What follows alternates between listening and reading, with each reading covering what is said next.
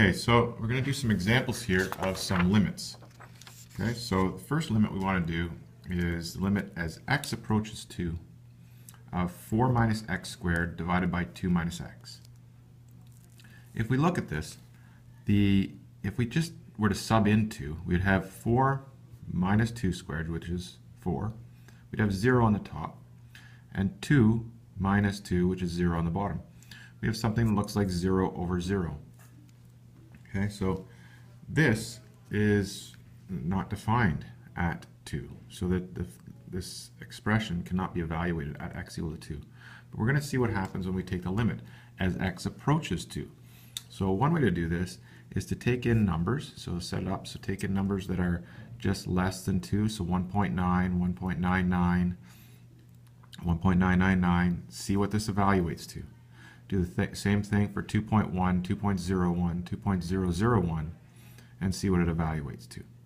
So you could pause and check that right now by subbing in numbers and see what that would come to.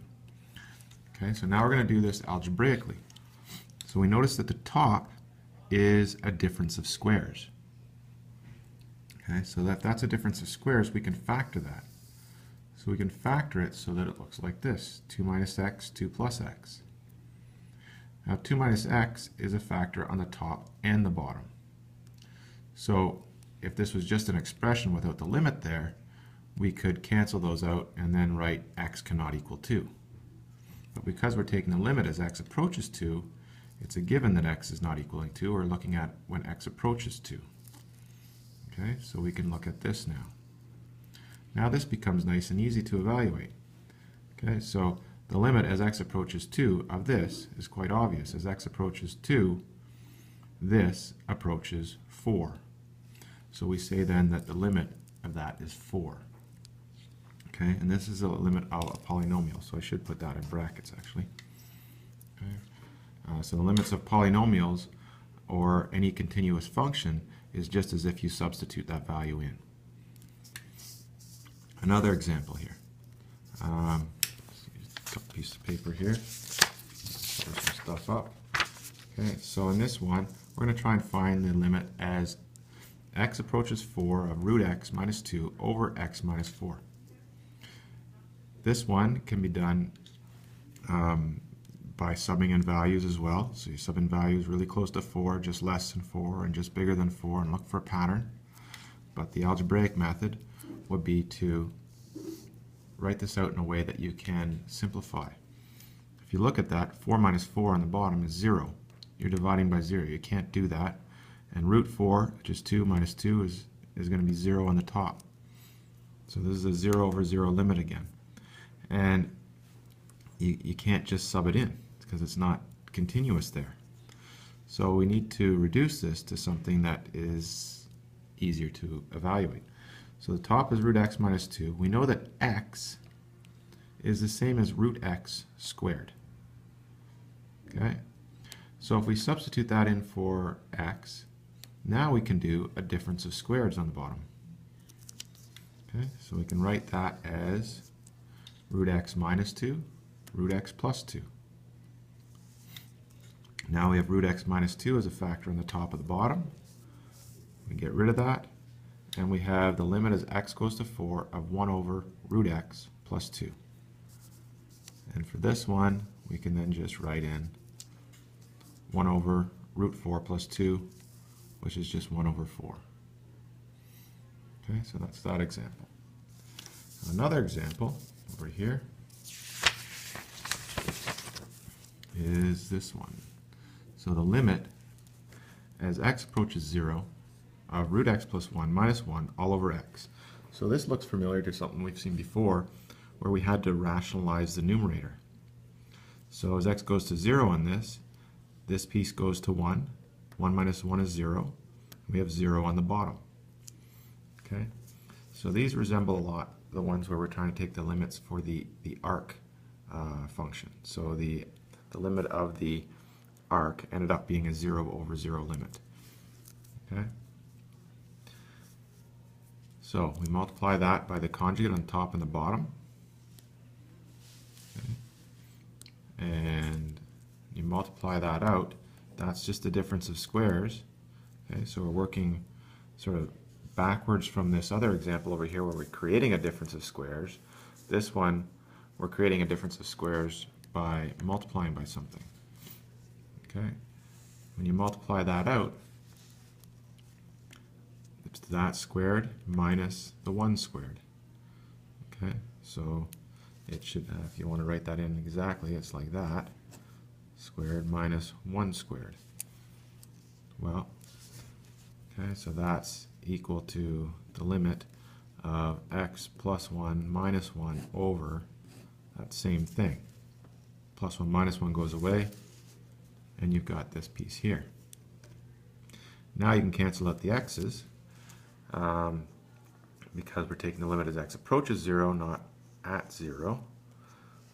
Okay, and we've got this function. Now if you substitute in 0, it evaluates nicely. Any numbers close to 0, okay, would make this nice. So, and this evaluates nicely at 0 as well. So this is continuous at 0, which means that we can just sub the 0 in.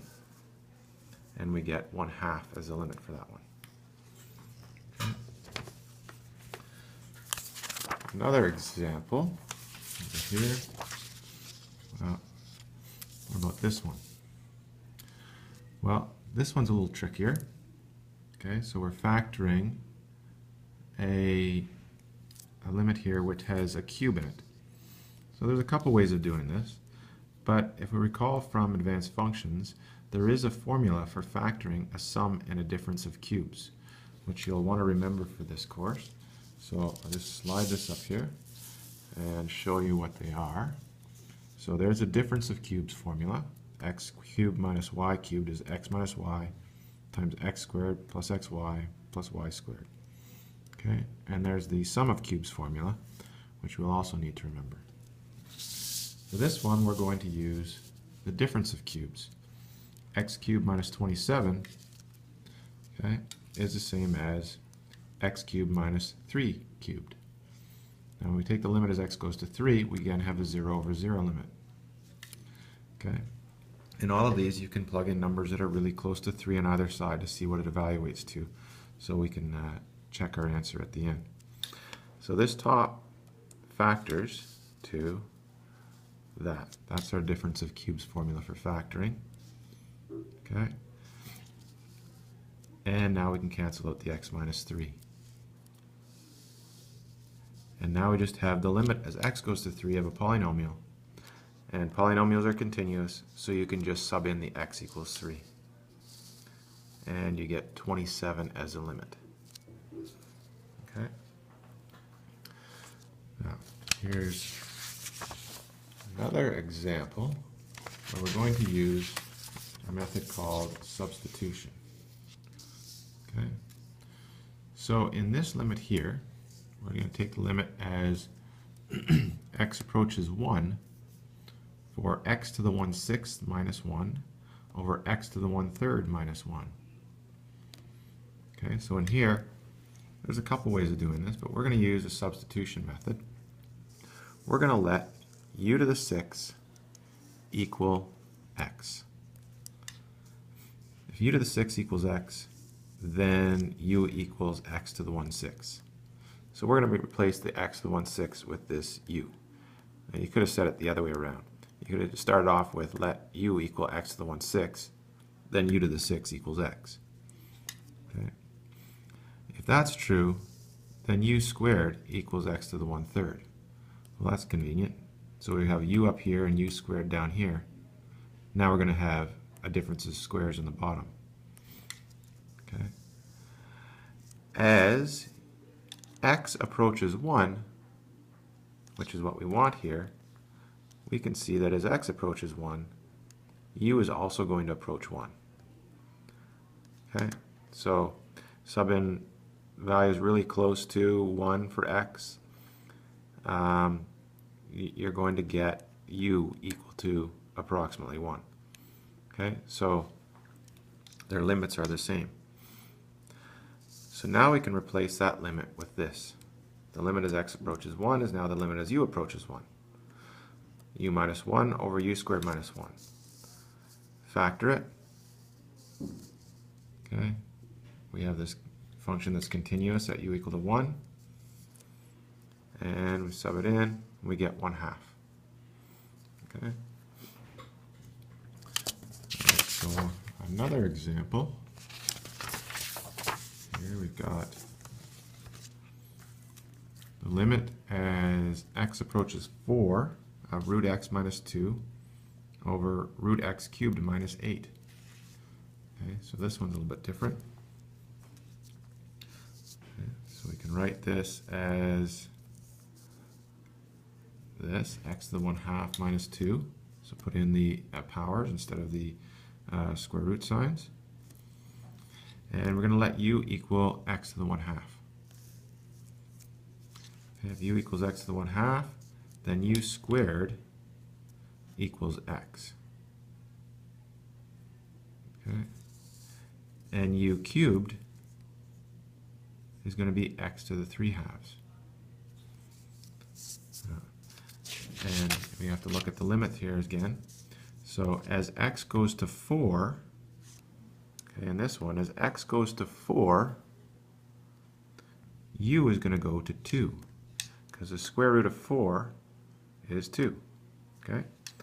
So as x goes to 4, u goes to 2. So now we're going to take the limit of this. So u is x to the 1/2. U to the 3/2 is u cubed. Okay? And the limit is u goes to 2. So now we have a difference of cubes on the bottom. Factor that out. It's u minus 2 plus this, or times this. Factor or cancel out the u minus 2.